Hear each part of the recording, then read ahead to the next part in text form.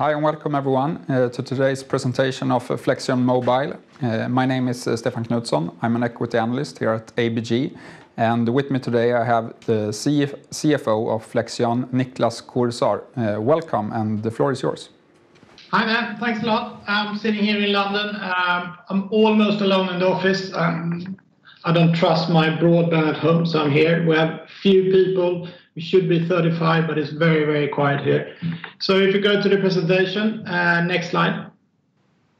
So Flexion Mobile is a distribution platform for mobile games, and that means that we go to third-party game developers who typically work with the top 750 biggest games and secure the distribution right for those games into the stores we work with, what we call the alternative market. We're a London-based company, 56 staff. Went to First North 2.5 years ago.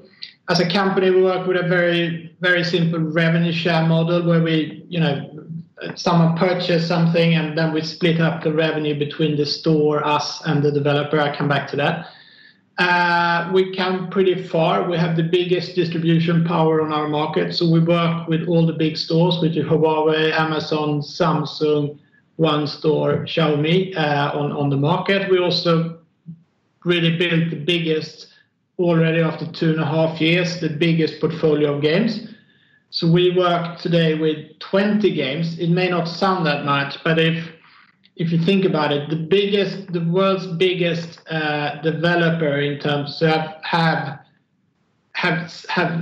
26 games which are on 750 top grossing games, and we have 20, so we're the second biggest distributor game, but we are the biggest on our market. We grew the revenue in our company a lot since IPOs. We grew by over 500%, and we're EBITDA positive in the last 2 quarters, which is great for me as a CFO. Next slide, please. History is very important for us, and I come back to that. So the company was set up by 2 brothers, Jens and Per Lauritsen, so are still in the company and the biggest shareholder. And they have developed technology to be able to distribute mobile games. They started a very simple try and buy solution, and that has then grown into what we do today. We went live with game on freemium games on Android in 2014, and thereafter we built both continue with the technology but also a full service offer, which I come back to. What is really cool is what we achieved last quarter, and that is that we hit on our top games, not game, but games. We generated more than $500,000 per month on these games, and that is what a top 750 game generating would play. So we are really starting to add the proper value to developers here. Next slide, please. So we work in mobile gaming, massive market, as you probably know, $70 billion market growing to some $100 billion over the next few years. In the space, we don't work with Apple, so we focus purely on Android. That's 85% of all mobiles. It's more than 50% of the revenue, and that is where all the new opportunities are. On that market, we don't distribute games into Google, we don't distribute into China, so we focus on the alternative market. That's our target market and the market we kind of want to take. Next slide. So on this market, we work then with the top stores on this market. So we work with Samsung, One Store in Korea. They have about 30% of the Korean market. Work with Amazon, you all know that. Huawei is a newcomer in the Western world on app distribution. Xiaomi, but there are also a lot of other players. The rest of the manufacturers like Oppo and Vivo. You have Facebook entering the space. You have TikTok entering. So everyone are kind of coming into this new market. Why are they doing that? For first and foremost, they all want to get a share of this massive revenue cake, so to say. But for these players, it's of course also very, very important to build their own ecosystems on the market. So think about it. I'm a heavy Amazon user, and the last thing on earth that Amazon want is that I go over to Google Play every time I buy a game, because then Google tries to capture me with their advertising. So they want me to remain in their ecosystem all the time. There's also a lot of regulatory pressure in the market, that there's 2 dominant stores. We see that in the US, we saw it in Europe, continuing in Europe. You have it in Russia, Southeast Asia, Korea. So there's a lot of top-down pressure. And we also start to see quite a lot of bottom-up pressure. And a typical example is Epic, how they are fighting with Google and Apple, with basically for the developer to get a bigger say in the whole distribution. On top of that, we start to see a lot of movements in new regions. The one we've been waiting for a long time, it will come one day, is the Indian market. That is, in terms of users, as big as China, but it's at the moment still a tiny market, but it's coming. Southeast Asia, Middle East, South America, which are markets where the kind of Western one-fit-all solution in Google Apple is not working very well. You have a lot of languages, different payment solution, different cultural things. So the market is really opening up at the moment, and we are in the middle of that. Next slide, please. So what is the problem here? The developers are in 2 stores, Google and Apple. They're both there. They're in both stores. That means there's 3.5 million apps in each store, and the developers is really, really hard for them to be seen. And they have to spend a lot on user acquisition to be seen in those markets. At the same time, it's very hard for them to reach out to new stores, because the games are now so complex that you need to build one distribution pipe for each store, technically, commercially, operationally. And that means that maybe they try 1 or 2 of these alternative stores, but they don't do it full-hearted, and they cannot remain in 2 stores. So there's a market problem here that we solve. Next slide. By developing a full service offer, and we're the only people who can do this. So we identified all the pain points for a developer in distribution, and we have then since then 2014 solved those problems. Basically what we can go to developers and say, instead of you doing all this, give us the existing file you have for Google, and we then take care of everything and send back money and data to you.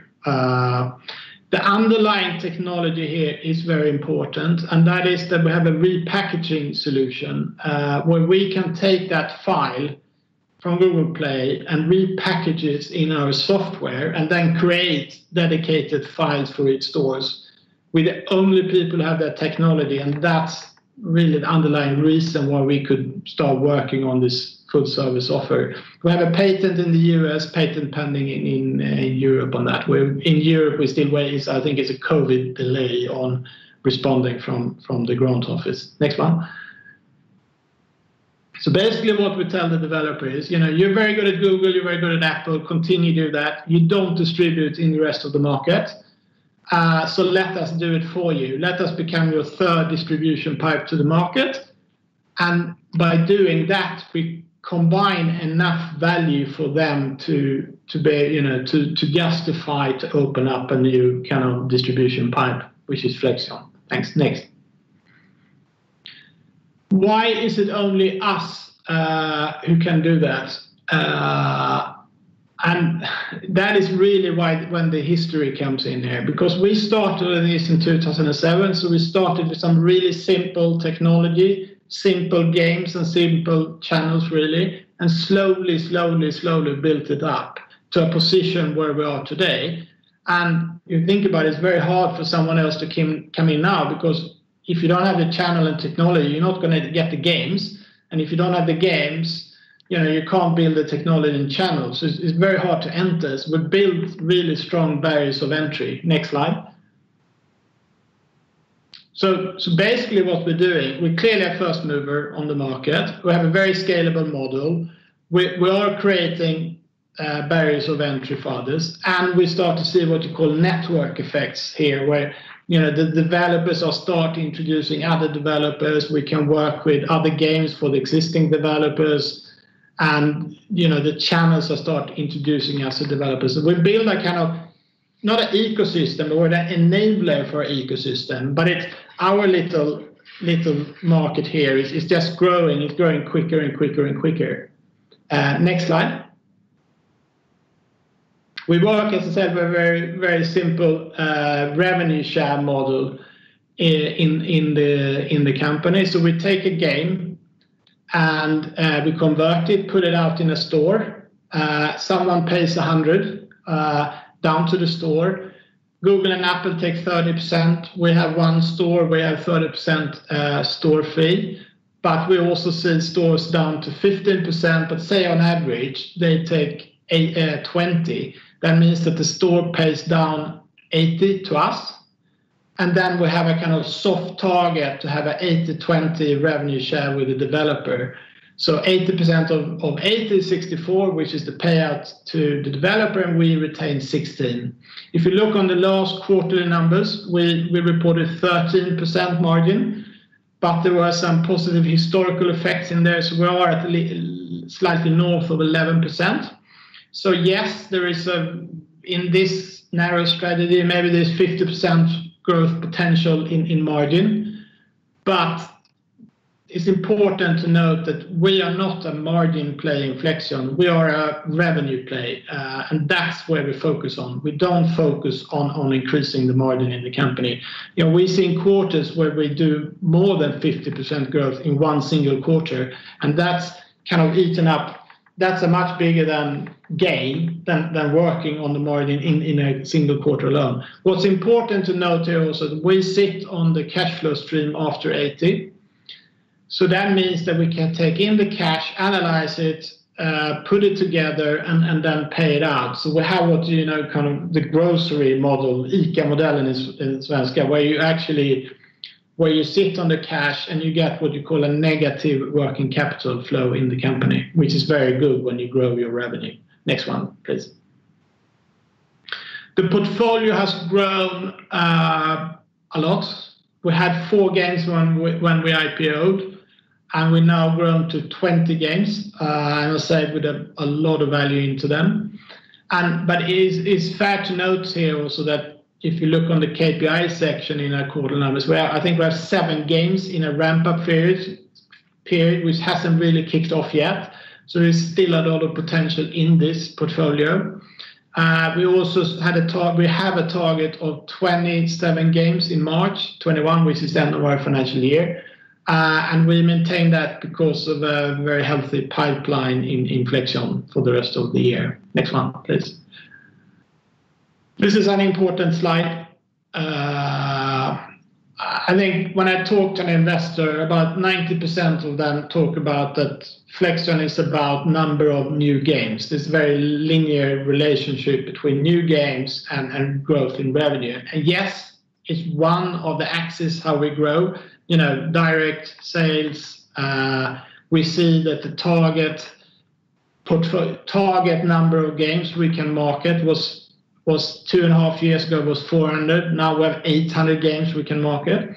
And also we start to see this network effects by, we have a relationship with the developers, so we can work on their other games. We get introduced to new developers, the stores work with us on opportunities. So yes, it's a very important factor in our growth. But if you think about it, that portfolio we have at the moment has revenues of $1.5 billion. So why can't we increase the distribution power on these games a lot? Massively. So what's important here is it is more important than number of games, is the distribution power in Flexion. And if you see here, last year we took in one more channel, Huawei, which worked. So we basically just put out the whole portfolio in that store and just lifted the revenue base of the whole company. We also see by having games out in these stores who invest a lot of money themselves, we kind of kind of grow with them, so to say. So Huawei has an investment program of $1 billion. One store we work with have announced an investment program of $100 million. Samsung are the same, Amazon the same. So just being there, we are growing with the stores, which is very attractive. So just to summarize, it's a lot of different ways we can grow in Flexion, and hopefully at least one of those different axes are growing. And in a dream scenario, we get a lift in all kind of axes in the company. So I think that's the reason why we see a very healthy growth multiple in the company. Next slide, please. So just to summarize the strategy where we are.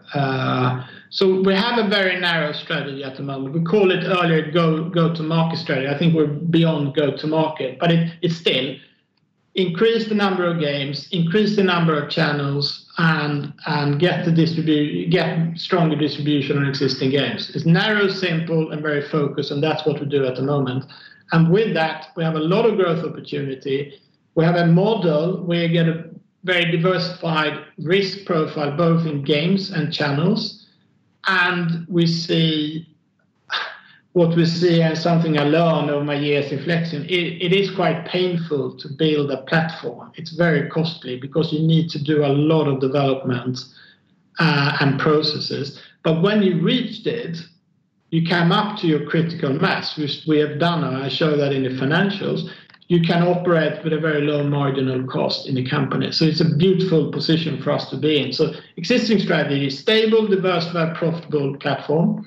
And from there, be able to then grow and take opportunities in kind of land grab opportunities in bigger new strategies. And that is, for example, work with the stores on alternative promotion strategies, follow the new trends, which is more direct consumer distribution, where we have a lot of tools and the kind of technology for it, to work on when UA, user acquisition, comes into this market for real, to be a real player in that, and also to work on consolidation in our service industry.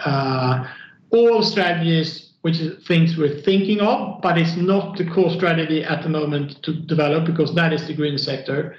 But in there, a lot of growth opportunities and also possibility to add value services, which then you maybe can look at growing your margin beyond 16%. Next one, please. So if you look on revenues, we have had a pretty decent growth in the company. We've grown by almost 20% quarter on quarters over the last 10 quarters, or since we did IPO, with a bit of a hockey stick at the end. That's a factor of one, we launched some really big titles long before that, who just took off in the last couple of quarters. We put in a new channel, Huawei. We just lifted the revenue base, as I said earlier. We had seen some COVID effect, especially in Q1, but we haven't really seen that to be a very big driver for us. It helps a bit, but it's definitely not the key driver on that market. So yes, pretty good growth. Next slide, my favorite slide as a CFO here. And that is that we have a very linear relationship between revenues and gross profit. We are at about 11%. So since we're growing revenues by 170, almost 200%, you get a very decent growth in your gross profit at the same time as the cost level being flat in the company here. So we see we have minus 2% in growth on the cost base, and at the same time as we managed to increase the staff. The reason why we kept that flat is that we work with our Hungary office to make it more efficient. But most importantly, we work with very big IP, so we have to have very focused, structured, and automated processes. So we're not dependent on expensive staff in Flexion. And you don't really need to be a rocket science if you go to the next slide to see what the effect of this is. Next slide. Yeah, and that is that, from a kind of control negative EBITDA, you go into positive EBITDA mode and beyond. This is just mathematics, really. And the next slide also, the same on the cash. where you had a kind of controlled burn rate and you're going to positive cash flow, both because of EBITDA, but also because you have this working capital effect in the company. So just to summarize on the next slide. So basically, we have the biggest portfolio in our market. We have the biggest distribution power. We have a massive, massive market opportunity. We are a first mover on our market.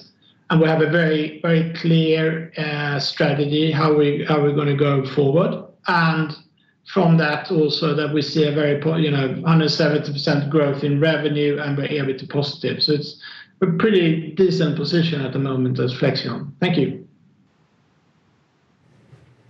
Thank you, Niklas. Very interesting. I will just ask some questions, and the first one is: so, what would you say is the biggest value add that you bring to the game developers? What part of the offering? Are they most appreciating? It's that we have a full. What we add value is that we also solve all the problems. We see, competition of people who provide part of the problem, but it doesn't work because you need to solve all of them. You can't have a car without wheels. It doesn't help. If you solve all other problems except the wheels, you're not going to have a car that works. And we are the only people who have a working car at the moment.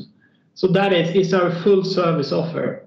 We started by thinking that technology would help us, but we realized very soon that we need actually to be a service company, a technology-supported service company, and that's what we is in Flexion. And have you seen any change when it comes to negotiations with the game developers, like for say this year and 2-3 years ago when you were not as established as you were? There's two factors here. We are. First of all, we handle extremely big IP, intellectual property, and the property, could be actually from a third-party provider who actually it could be like a Disney, for example, who has a Donald Duck thingy, and so the bigger we become and the more titles we have, the easier it is for us to build that trust that we can handle those big games. And the second factor is that, as I said, that we now have KPIs where we, on our top games, generate $500,000 per month. And it kind of becomes quite a big story for them. They kind of can't ignore it. So yes, it's easier and easier for us and quicker for us to sign up new games. And part of your success this year has been because of the new distribution channel, Huawei. But my thought is, what happens when a channel like that grows very big?